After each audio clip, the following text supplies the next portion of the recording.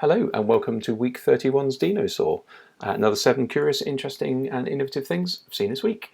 Let's crack on.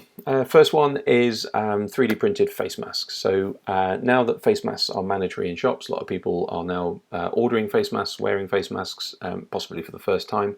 If you've been wearing them a lot, or you work in healthcare for instance, you'll know how important a well-fitting face mask is. So this is underpinned by Imperial College in London. You go to the website, you use your smartphone, so relatively modern smartphone that can do face unlocking essentially, and you scan your face using your phone. You send them the face scan just through the website, through the form, and what they will then do is they will use your face form and they will then bend a 3D model of a face mask to your features and send you back the 3D model. So you then simply print the 3D model on your 3D printer. So if you have a modern face mask, a modern phone, you need a face mask and you have a 3D printer at home, then this is for you. Go and have a look at the website. It's quite neat. Second one is not really about the app itself, but it's about what they've announced that it might be doing in the future, which is quite interesting. So this is called BullStop, and it is meant for young people, essentially possibly for their parents to install on their phone to vet the messages coming in and out. Now currently it's only really in Twitter, which is a bit weird for young people because you don't you really use Twitter that much. However, this is scanning your incoming and outgoing messages to make sure that you're not saying anything that could be bullying or abusive or insulting. So it's been trained on 60,000 messages, and it basically uses an AI or a machine learning algorithm to look at the context and the nuance of the language, not just the words you're using. So what was interesting is not only that it's an app at the moment, but it's where they were going with it. They're going to extend it to something like video, YouTube, but then they also said that they're looking at Outlook email. So the point would it be, are you about to send an email that is against the policy of your company and it will flag that up for you? Or is there something else coming in from a boss or an external contact that you need to know might be coercive or insulting in some way or bullying? So it's quite interesting that in the future, will your corporate internal language policy essentially be upheld by this sort of thing. So it might be flagged on your email as it comes in, or it goes out, it might go into quarantine because you're not allowed to send it and it'll ask you to revise it.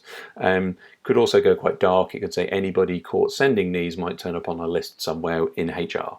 So quite interesting, both good and potentially a little bit bad, but really interesting and positive if done well. This one is the Energy Explorer. So this is a yacht that's been on essentially a research mission for the last 3 years. It's got another 3 years to go, so 6 years in total. And really it's exploring alternative energies and basically an experimental test bed. So they've just teamed up with Toyota to take on a hydrogen fuel cell on board as well, so to start using that. So as you can see, it's a yacht. Clearly yachts are self-sufficient. However, when you don't have any wind, then you do need an engine, and obviously that's usually diesel powered or something like that. So this has, I think, 200 meters squared of solar panels on it. Clearly has sails, so it's already in a good place for generating its own energy. However, it's taken on the solar cell, the hydrogen fuel cell. So this takes in water, seawater, uses electricity to then split the water into hydrogen and oxygen, and then it compresses the hydrogen. So later on, once you've got your hydrogen fueled in a big stall tank on board, you then release the hydrogen back into the fuel cell. It combines with oxygen from the air and it generates electricity. And obviously it creates water as a byproduct. So the hydrogen gets recombined with oxygen, generates the electricity and water. So it's never really taken on as a car concept because there are no filling stations for hydrogen near you. However, Toyota has a hydrogen car, so they've essentially teamed up to use the hydrogen fuel cell just to prove that you can not only be self-sufficient, but you can generate energy as well. So the yacht actually generates, I think, the same amount of energy used by 9 homes each day. So it's great. So will this be the future of commercial shipping, ferries, that sort of thing? This is an interesting Twitter kind of bot, I guess. So they can be good.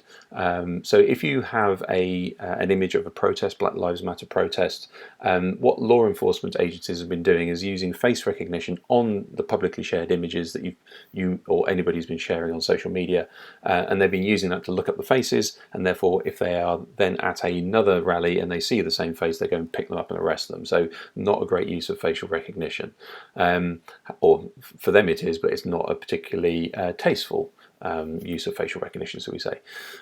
So a lot of people have been blurring faces and that sort of thing, but as you can see from the top right, there is also quite a lot of research into unblurring photos, or at least making photos better, of which you can then take a blurred photo and regenerate a very crisp image out of it. So that's not really a defense. So this is relatively fun, but also quite poignant as well. So it replaces any face found in any image with the Black Lives Matter emoji. You can go to the website and you can also just do it manually. You can just upload an image and it'll do it for you, or you can just retweet the image to the BLM privacy bot. So really interesting use, like on platform, of Twitter. This is a bit playful, but also really quite useful actually. So there are certain tracks, certain songs that are defined by a generation, or at least only certain generations will know. So for instance, if you look at some of these, you've got I Will Always Love You by Whitney Houston is known by everybody. Every generation from Gen Z, Millennials, Gen X and Boomers will recognise that song.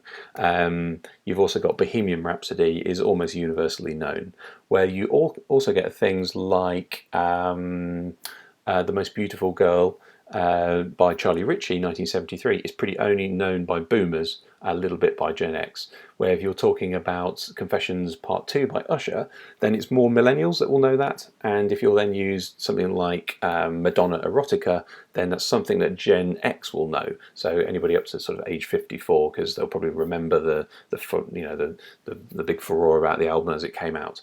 So it's quite interesting that you can possibly play a track to somebody, and if they recognise it, you could pretty much put them in a bucket. There are certain tracks that only Gen Z will know, Gen Z. There are only tracks that Boomers will know. So there is a potential you play 4 tracks, and if somebody recognises the track, you know exactly how old they are, or at least what bracket they're in. And what you do with that is up to you. But I thought it was a really interesting way of quickly defining what your audience might be into if you can start playing music. And maybe this also is the other way around, is if you are in the world of choosing music for commercials, for instance, then this is really interesting to start saying, well, which artist should you be looking at? And finally, oh no, actually this is last but one, there's one more to go. This is TheirTube. This is all about basically the sort of social bubbles that you get, and especially on YouTube. So your YouTube results when you look at something, or when you say what's new, will be selected just for you. Clearly you're in some sort of bubble of what you've already looked at before. There are other people who are seeing videos that aren't the ones that you're seeing, shall we say. So this is really interesting. It's called TheirTube. You go there and what they've done is they've taken real live people, taken their actual feeds, and they've created personas live, essentially other people's user accounts, and you can flip between them to see right now on YouTube what those people would be looking at if they were these sorts of people. So if you've got a climate denier, you might see a certain set of videos. If you're somebody who is possibly liberal or conservative or conspiracist, then this is what they would see. So it changes every day, clearly, because those personas are being served up and being recommended different videos on YouTube. So it's a really interesting way of essentially having some empathy maybe, but also just being aware of those sort of bubbles that you can get into on social media.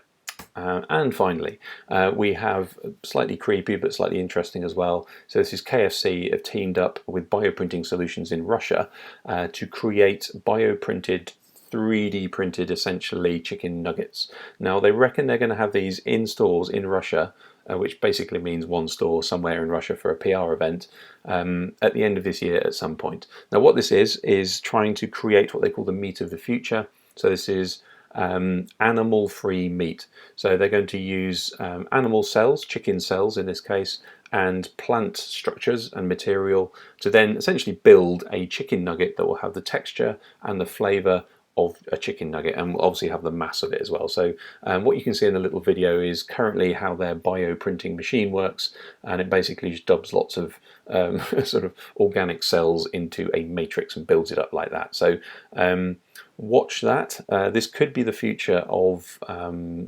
meat, well, not meat-free, but animal-free meat products. So KSA behind this. Obviously, it's a big PR thing, but you can see the direction they're going in now.